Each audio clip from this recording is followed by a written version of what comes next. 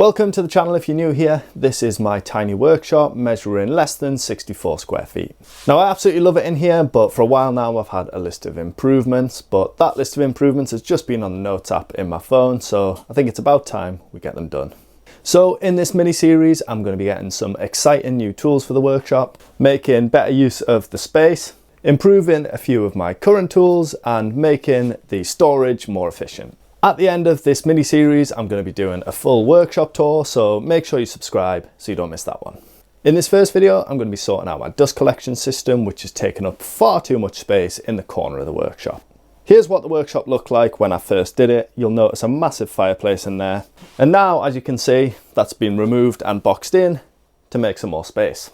I also added the OSB sheets to the wall to make this space look a little bit more like a workshop. But I was still left with my dust collection system taking up far too much space.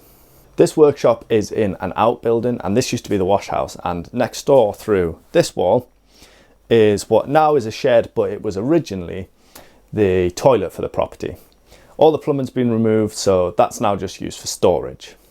To give me some extra space to work in here, I've decided I'm going to move my dust extraction from in here into the shed next door. Then I can run the vac hose through the wall into the workshop. I start by drilling a pilot hole and then drill through the brick with a core bit, which is just big enough to run the vac hose through.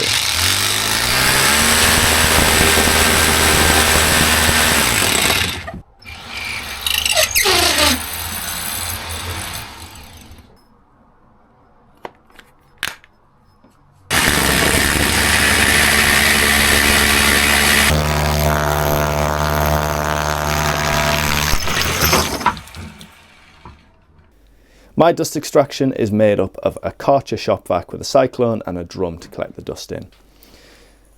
So I just had to take that apart and then reassemble it in the corner of the shed.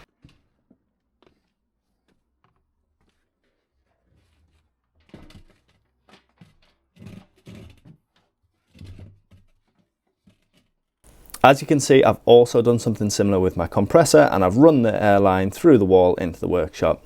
That just comes along the workbench, up the wall here, along, and then it's just coiled up above here, above the workbench. Now in future, I do plan on upgrading this system to a proper dust collector, especially now I've got a planer thicknesser.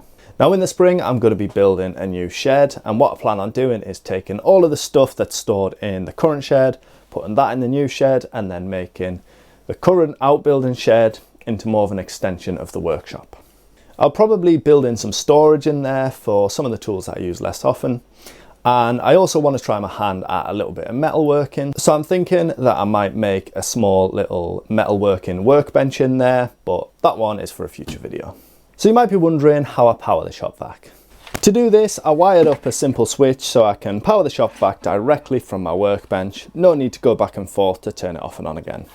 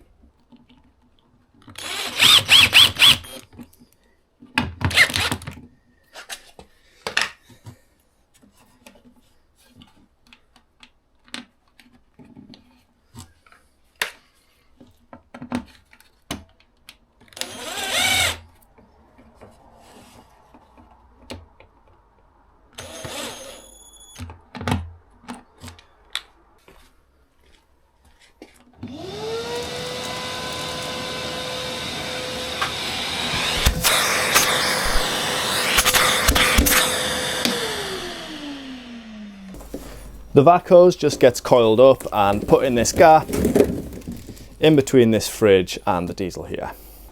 And yes, I do have a fridge in my workshop. Sometimes we have to compromise a little bit of space to have a little bit extra food and drink at Christmas.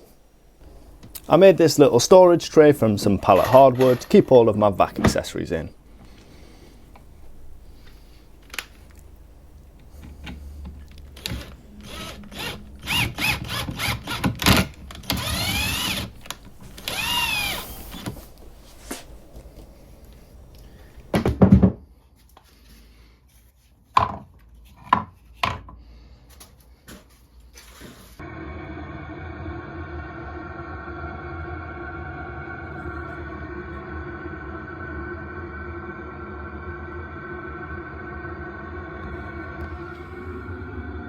So that was job number 1 ticked off the list. Now just to sort all of the storage, get a router table, an air filter, make some new cabinets for my bandsaw and planer thicknesser, and try and get a half decently sized table saw in here. And yes, I do manage it. So make sure you stick around for all those future videos coming up. If you enjoyed this video, please subscribe, hit the bell notification so you don't miss any videos. As always, thank you for watching, and I'll see you in the next one.